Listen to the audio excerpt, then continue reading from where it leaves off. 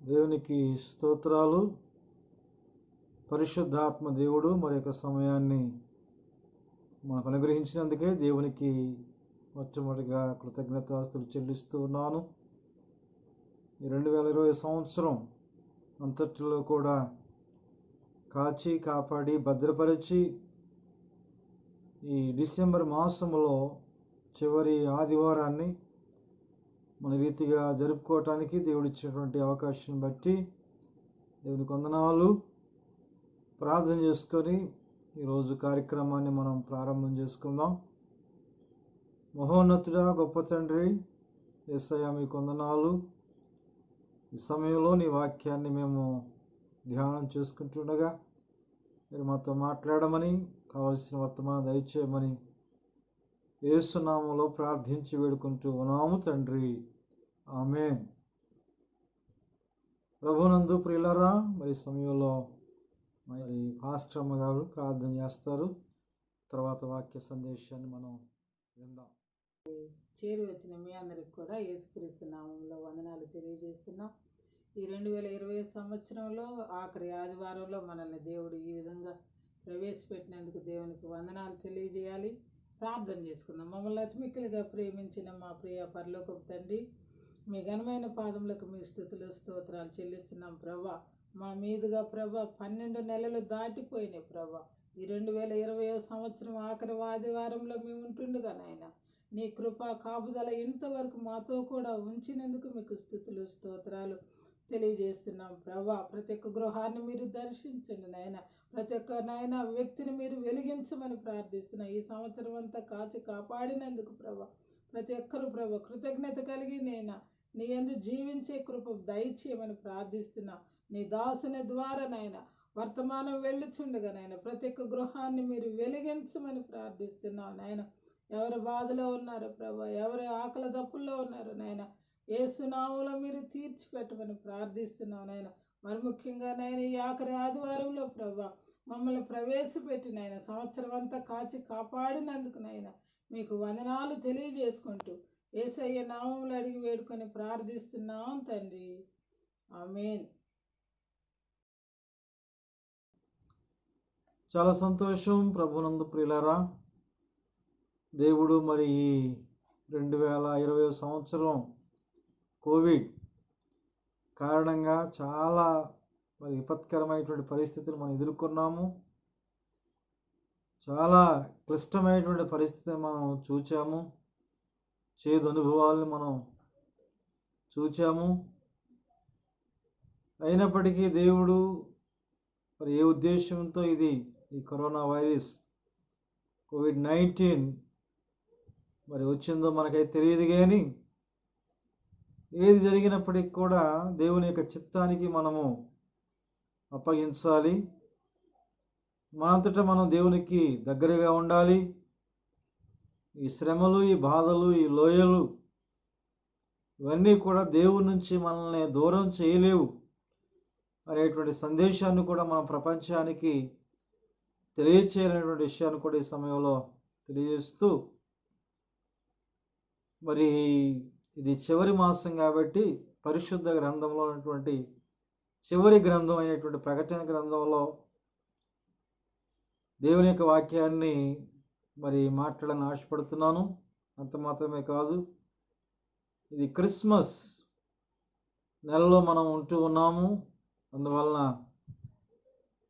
ఈ చివరి గ్రంథములో చివరి మాసంలో క్రిస్మస్ సందర్భంగా దేవుని యొక్క వాక్యాన్ని ధ్యానం చేసుకోవాలనేటువంటి ఆశతో నేను మీకు జ్ఞాపకం చేస్తున్నాను. ఇది 12వ నెల కాబట్టి సంవత్సరంలో చివరి నెల కాబట్టి 12వ సంఖ్యకు క్రిస్మస్కు ఉన్నటువంటి సంబంధం ఏంటో మనం ధ్యానం చేసుకుందాం. తర్వాత చివరి గ్రంథం అయినటువంటి ఈ ప్రకటన గ్రంథం అయినటువంటి క్రిస్మస్ చూద్దాం. 12 నెలలు కాబట్టి ప్రకటన గ్రంథంలో 12కి క్రిస్మస్కి ఉన్న మధ్య ఉన్న సంబంధం ఏంటో కూడా ఈ సమయంలో మనం అర్థం చేసుకుందాం. 12 సంవత్సరాల వయసులో యేసుక్రీస్తు ప్రభు జ్ఞానులతో వారి మధ్యన కూర్చుండి మాట్లాడేటువంటి మాటలు కూడా ఈ సమయంలో నేను మీకు జ్ఞాపకం చేస్తూ ఉన్నాను. ప్రభునందు ప్రియులారా, చాలా సంతోషం. ఈరోజు నేను మీకు చెప్పాలి అనేటువంటి అంశం ఏంటంటే 12 ఫలాల పండుగ. 12 ఫలాల పండుగ. దేవుని యొక్క వాక్యంలో ప్రకటన గ్రంథం అని ముందుగా జ్ఞాపకం చేశాను. 7వ అధ్యాయము 5 నుండి 8 వచనాల్లో మనం చూస్తే 12 గోత్రాలు అక్కడ వ్రాయబడ్డాయి. యాకోబు యొక్క 12 మంది కుమారుల పేర్లు అక్కడ వ్రాయబడ్డాయి ఈ వచ్చిన భాగాల్లో. ఈ పేర్లను బట్టి ఇశ్రాయేలు యొక్క ప్రజలకు 12 గోత్రాలు ఏర్పడ్డాయని మనం ఈ సమయంలో అర్థం చేసుకోవాలి. ఈ 12 గోత్రాల్లో గోత్రమైనటువంటిది యోధా గోత్రం. యోధా గోత్రముల నుండి వచ్చాడు యేసుక్రీస్తు ప్రభు. ఆ యోధా గోత్రం నుండి వచ్చింది యోధా రాజ్యము అనే మాటను నేను తెలియజేస్తా ఉన్నాను. అయితే యోధా గోత్రము చాలా గొప్పది అయినప్పటికీ కూడా మత్తయి సువార్త 2:5 ప్రకారంగా యేసుక్రీస్తు ప్రభు ఈ భూలోకంలో జన్మించడానికి చిన్న గ్రామం అయినటువంటి బెత్లెహేముని ఆయన ఎన్నుకున్నాడు. యేసయ్య రాజులకు రాజు, ప్రభువులకు ప్రభు, దేవుళ్లకు దేవుడు. అంతగా ఆయన హెచ్చైనటువంటి స్థానంలో ఉండి కూడా ఈ రాజుల గృహములోను, ఉన్నతమైనటువంటి గృహములోను, ధనవంతుల యొక్క గృహములోనూ జన్మించటానికి ఆయన ఇష్టపడలేదు. కానీ తనకు తానుగా తగ్గించుకొని యేసయ్య చిన్న కుగ్రామైనటువంటి గ్రామంలో యేసయ్య పుట్టాడు. ఏఎంజీ సంస్థ వ్యవస్థాపకులు జాన్ డేవిడ్ గారు బలిఘట్టమైనటువంటి చిన్న గ్రామంలో పుట్టారు. కానీ ఆయన దేవుడు గొప్పగా వాడుకున్నాడు. తర్వాత డైరెక్టర్ గారు కూడా పుట్టినటువంటి గ్రామం చిన్న గ్రామం. అయినప్పటికీ దేవుడు వారిని గొప్ప గొప్ప ప్రాంతాలకి, గొప్ప ప్రదేశాలు, ఇంకా చాలామంది దైవ సేవకులు గ్రామంలో వాళ్ళు పుట్టినప్పటికీ కూడా వాళ్ళు హెచ్చైనటువంటి స్థలాల్లో వాళ్ళు ఉన్నారు. అనేకమైనటువంటి దేశాల్లోకి దేవుడు వారిని వాడుకుంటున్నాడు అనే విషయాన్ని మనం ఈ సమయంలో జ్ఞాపకం చేసుకుంటూ, మనం ఏ గ్రామంలో పుట్టాము, ఎలా పుట్టాము అనేటువంటిది ప్రాముఖ్యత కాదు. ప్రాముఖ్యమైనటువంటి విషయం ఏంటంటే మనం ఏ విధముగా దేవుని నమ్ముకొని అనేకమైనటువంటి ప్రాంతాల్లో వాడబడుతున్నాము, దేవుని పరిచయలో ముందుకు వెళ్ళగలుగుతున్నాము, దేవుని కొరకు మనం జీవించగలుగుతున్నాము అనేటువంటిది చాలా ప్రాముఖ్యమైనది. బిల్ గేట్స్ ప్రపంచంలో గొప్ప ధనవంతుడైనటువంటి ఆయన, చాలా సంవత్సరాలు నెంబర్ 1 పొజిషన్లో ఉన్నటువంటి ఆయన ఒక మాట అంటాడు, if you born as a poor it is not your mistake, but if you die as a poor man it is your mistake. పేదవాడిగా ఒకవేళ జన్మిస్తే అది నీ తప్పిదం కాదు. ఒకవేళ పేదవాడిగా ఒకవేళ నువ్వు చనిపోతే అది నీ తప్పిదం అవుతుంది. అంటే మనము దేవుని కోసము జీవించాలి, దేవుని ఆశీర్వాదాలు మనం పొందాలి. దేవుడు మనల్ని యాజకులుగా, రాజులుగా ఆయన అభివర్ణించినప్పుడు ఆ ఉన్నతమైనటువంటి స్థితిని మనము కలిగి ఉండాలి. కానీ ప్రభువునందు ప్రియ బిడ్డలారా, ఇంకో విధంగా కాదు అనేటువంటి విషయాన్ని ఈ సమయంలో మనం అర్థం చేసుకోవాలి. అందువలన గోత్రాలు 12 గోత్రాలు అనేటువంటి మాటలు మనకి యేసయ్య యోధా గోత్రంలో పుట్టాడనేది మనం అర్థం చేసుకుంటున్నాం. యోధ అనగా స్తుతి. ఆనాడు యేసయ్య పుట్టినప్పుడు సుమియోను, అన్నా ప్రవక్త్రి, దేవదూతలు, గొర్రెల కాపరులు వీళ్ళందరూ కూడా దేవుణ్ణి స్తుతించారు. మరియా, ఎలిజబెత్, నా ప్రభు అని స్తుతించారు. నీ దాసుడని సుమియోను లాంటి వాళ్ళు పలికారు. ఉన్నతమైనటువంటి స్థితిలో వాళ్ళు ఉండి కూడా స్తుతించే హృదయము ఈ సమయంలో నీకుందా లేదా? 2020 సంవత్సరం మొత్తం కూడా కాపాడాడు. చూసారా? ఏదో అలా నేను కాపాడబడ్డానని అనుకోవటం కాదు. దేవుని ప్రమేయం లేకుండా, దేవుని యొక్క హస్తం లేకుండా, దేవుని యొక్క చిత్తము లేకుండా ఈ రోజున నీవు కానీ నేను కానీ ఎవరు సజీవంగా లేము. కేవలము దేవుని యొక్క చిత్తమే. అందువలన దేవునికి కృతజ్ఞతాస్తుతులు, దేవుణ్ణి స్తుతించే హృదయము నీకున్నదా? లేకపోతే ప్రభునందు ప్రియులారా, ఆయన్ను స్తుతించే అనుభవంలోనికి రావాలి. రెండవది మనం జ్ఞాపకం చేసుకుంటే 12 నక్షత్రముల కిరీటం అని ప్రకటన 12:1 వరకే వ్రాయబడుతూ ఉంది. ఇక్కడ ఒక స్త్రీ కనబడుతుంది. ఆ స్త్రీ మగబిడ్డను కన్నప్పుడు ఘట సర్పం మృంగివేయవలని అది ఎదురు చూస్తూ ఉంటుంది. తర్వాత ఆ మగ శిశువు సమస్త జనులను ఏలేటువంటి వాడని వ్రాయబడింది. అవును, యేసయ్య ఈ సర్వప్రపంచాన్ని ఏలేటువంటి యేసుక్రీస్తు ప్రభు అనే విషయాన్ని అర్థం చేసుకోవాలి. ఆ ఘట సర్పము ఆ శిశువుని ఏమీ చేయలేకపోయింది.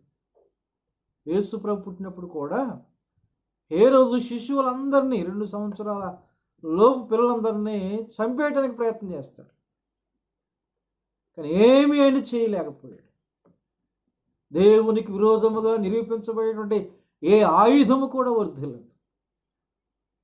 నీ వైపు లేదా నీ జీవితం వైపు ఏ దుష్ట శక్తులు, ఏ అంధకార శక్తులు లేదా నీ శత్రువులు నీ మీద పగబడటానికి వ్యతిరేకమైనటువంటి భావం ఒకవేళ కలిగి ఉంటే దేవుడు అంటున్నాడు, వాళ్ళు నేనేమీ చేయలేరు. ఇప్పుడు దేవుని మీద నువ్వు ఆనుకున్నప్పుడు, దేవుని నువ్వు కలిగినప్పుడు దేవుడు కార్యము చేయగలడు అనే విషయాన్ని ఈ సమయంలో మనం అర్థం చేసుకోవాలి. తర్వాత నక్షత్రముల కిరీటం అని అక్కడ మనం చదువుతూ ఉన్నాం. యేసయ్య పుట్టినప్పుడు నక్షత్రము అనేది మనం చూస్తూ ఉన్నాము. మత్తయి సువార్త 2:22 ఆ నక్షత్రం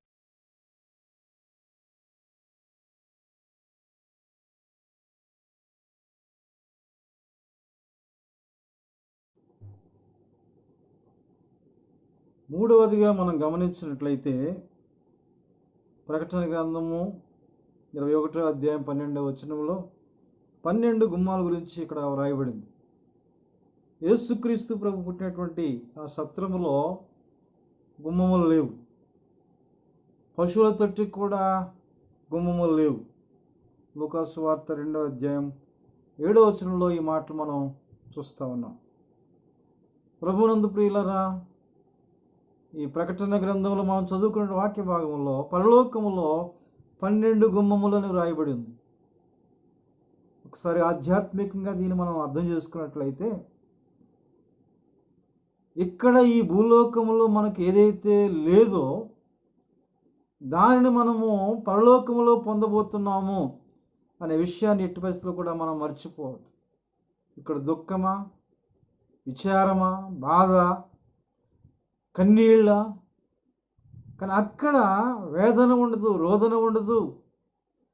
ఎప్పుడూ కూడా దేవుణ్ణి స్తుతించే అనుభవము, దేవుడు పరిశుద్ధుడు పరిశుద్ధుడైనటువంటి అనుభవంలోనికి మనం వెళ్ళబోతున్నాము. ఈ రోజున ఏదైతే నీ కొదువు అనుకుంటున్నావో దేవుడు దాన్ని అక్కడ ఇవ్వబోతున్నాడు. ఇల్లు లేదా అక్కడ నివాసాన్ని ఏర్పాటు చేశాడు. చాలాసార్లు నాకు బంగారం లేదనుకుంటామంట. బంగారు వీధులలో నడిచేటువంటి అనుభవాన్ని దేవుడు నమ్మినటువంటి బిడలకు ఆయన ఇవ్వబోతున్నాడు. ప్రభునందు ప్రియులారా, ఈ విషయాన్ని మనం జ్ఞాపకం చేసుకోవాలి. యేసుక్రీస్తు ప్రభువే ద్వారమై ఉన్నాడు. నేనే మార్గమును సత్యమును జీవమునై ఉన్నాను, నా ద్వారా తప్ప తండ్రి యొద్దకు ఎవరు వెళ్ళలేన్నారు. మరి ఈ సమయంలో ఈ లోకంలో నాకు ఇది లేదు అని ఒకవేళ దిగులు పడుతూ ఉంటే దేవుని నమ్మినట్లయితే అది ఆయన మనకి ఇవ్వబోతున్నాడు అనే విషయాన్ని మనం అర్థం చేసుకోవాలి. 4వది చూసినట్టయితే 12 దేవదూతలను ఇక్కడ వ్రాయబడింది. ప్రకటన గ్రంథము 21వ అధ్యాయము 12వ వచనంలో. ప్రభునందు ప్రియులారా, యేసుక్రీస్తు ప్రభు జన్మించినప్పుడు కూడా దేవదూతలు ప్రత్యేకమైనటువంటి పాత్రను వాళ్ళు పోషించారు.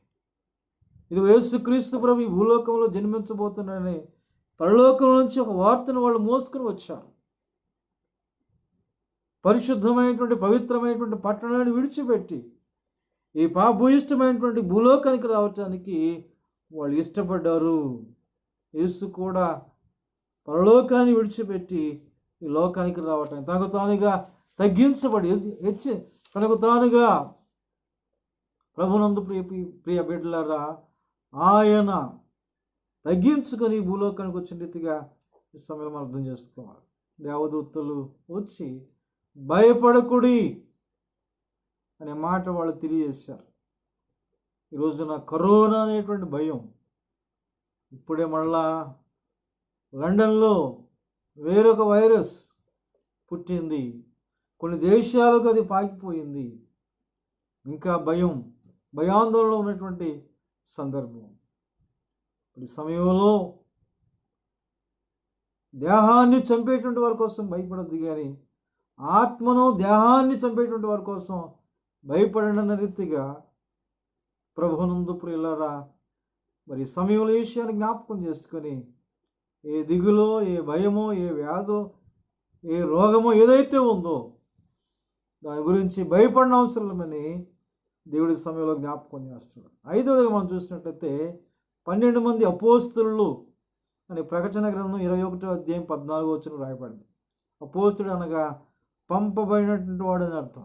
అవును, యేసయ్య ఈ భూలోకములోనికి తండ్రి చేత భూలోకములోనికి ఆయన పంపబడినటువంటి వాడు. అనవసరంగా పంపబడలేదు, ఒక పని కోసం ఆయన పంపబడినాడు. యోహాను సువార్త 17వ అధ్యాయం 3వ వచనంలో నాకు అప్పగించబడినటువంటి పనిని నేను సంపూర్ణంగా నెరవేర్చానంటాడు.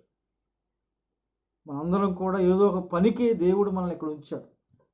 ఏ పని పాట లేకుండా దేవుడు మనల్ని సృష్టించలేదు, ఏ ఉద్దేశము లేకుండా దేవుడు మనల్ని సృష్టించలేదు. అయితే నా బాధ్యత, నీ బాధ్యత ఏమైతే ఉందో దాన్ని మనం సంపూర్ణంగా నెరవేర్చగలుగుతున్నామా లేదా? అప్పగించినటువంటి పనిని శక్తి వంచన లేకుండా మనం చేయగలుగుతున్నామా లేదా? యజమానుని చేత బడా నమ్మకమైనటువంటి మంచి దాసుడా అని అనిపించుకుంటున్నామా లేదా? లేక పని దొంగలాగా ఉంటున్నామా? సోమరులాగా ఉంటున్నామా? లేదా పని చేయకుండా, ఏమి చేయకుండా తినేటువంటి పరిస్థితిలో ఉంటున్నామా? ప్రభువునందు ప్రియులారా, మనము కూడా దేవుని చేత పంపబడినటువంటి వారము. ఈ భూలోకానికి దేవుని చేత సృష్టించబడినటువంటి వారము. అబ్రహాముని పిలిచి దేవుడు వెళ్ళు అంటే వెంటనే వెళ్ళాడు. యోనాని పిలిచి దేవుడు నినివే పట్టణానికి వెళ్ళమంటే తర్షీషుకు పారిపోతున్నాడు. దేవుని మాటకు విధేయత చూపించేటువంటి అనుభవము మీలో ఉందా? ఒకసారిగా పరిశీలన చేయగలరు. దేవుని యొక్క వాక్యానికి విధేయత చూపించగలుగుతున్నామో లేదో కూడా ఒకసారిగా పరిశీలన చేసుకోవాలి. 6వదిగా మనం జ్ఞాపకం చేసుకున్నట్లయితే 12 ముత్యాలు. ప్రకటన గ్రంథం 21వ అధ్యాయం 21వ వచనంలో యేసుక్రీస్తు ప్రభు ఈ 12 ముత్యాల గురించి మనం ప్రకటన గ్రంథంలో చదువుతాము. అదేవిధంగా యేసుక్రీస్తు ప్రభు జన్మించినప్పుడు జ్ఞానులు బంగారాన్ని, బోళాన్ని, సాంబ్రాన్ని తీసుకొచ్చారు. బంగారము రాజుకు సాదృశ్యం. మరి యేసు రాజులకు రాజుగా ఉన్నాడు. మరి బంగారము, రత్నాలు, ముత్యాలు ఇవన్నీ కూడా ఒక కోవకు చెందినటువంటి. ప్రభునందు ప్రియులారా, యేసయ్య మన హృదయాల్లో జన్మిస్తే మనమే రాజులం, మనమే యాజకులం, మనమే దేవుని సొత్తు అయినటువంటి జన్మగా ఉంటాం. యేసయ్యకు మనము ఇవ్వవలసినటువంటి ప్రాధాన్యత, యేసయ్యకు మనం ఇవ్వవలసిన విలువను మనం ఇవ్వగలుగుతున్నామా లేదా? చాలా సందర్భాల్లో క్రిస్మస్లో ప్రియులారా, 7వదిగా మనం జ్ఞాపకం చేసుకున్నట్లయితే 12 కాపులు అనేటువంటి మాటను మనం చూస్తూ ఉన్నాము. ప్రకటన గ్రంథము 22వ అధ్యాయము 2వ వచనంలో అక్కడ మనకి జీవవృక్షము కనబడుతూ ఉంది. అది నెలకు 12 కాపులు కాస్తూ ఉంది. వృక్షము మనిషికి సాదృశ్యంగా కనబడుతూ ఉంది. ఫలము ఫలింపునకు సాదృశ్యంగా దేవుని యొక్క వాక్యంలో జ్ఞాపకం చేయబడుతూ ఉంది. మరి సంవత్సరానికి 12 నెలలు ఉంటాయి, జనవరి నుండి డిసెంబర్ వరకు. ఈ 2020 సంవత్సరంలో జనవరి నెల దగ్గర నుండి డిసెంబర్ నెల వరకు ఒక్కొక్క నెల ఏ రీతిగా మనం ఫలించామో ఒక్కసారిగా మనము పరిశీలన చేసుకోవాల్సినటువంటి సమయంగా ఈ సమయంలో నేను మీకు తెలియజేస్తూ ఉన్నాను. కొన్ని చెట్లు చూస్తే ఆ చెట్లు ఒక కాలానికే అవి ఫలాన్ని ఇస్తూ ఉంటాయి. మామిడి చెట్టు కానీ లేదా వేరే ఫలాలు. కానీ కొబ్బరి చెట్టును మనం చూసినట్లయితే అది ప్రతి నెల కూడా అది కాస్తూనే ఉంటుంది. మరి సమయంలో ప్రభునందు ప్రియులారా, ఆధ్యాత్మికంగా ఎలా మనం ఫలించామో స్వపరీక్ష చేసుకునేటువంటి సమయంగా ఈ సమయంలో నేను మీకు జ్ఞాపకం చేస్తూ ఉన్నాం. ప్రతి నెల మన యొక్క ఆత్మీయ జీవితాన్ని మనము పరీక్షించుకోవాల్సినటువంటి సమయం కూడా ఈ సమయంలో నేను మీకు తెలియజేస్తూ ఉన్నాను. ప్రభునందు ప్రియులారా, ఒక సామెత అంటూ ఉంటారు, ఎక్కడ వేసిన గొంగళి అక్కడేనా అన్నట్టుగా.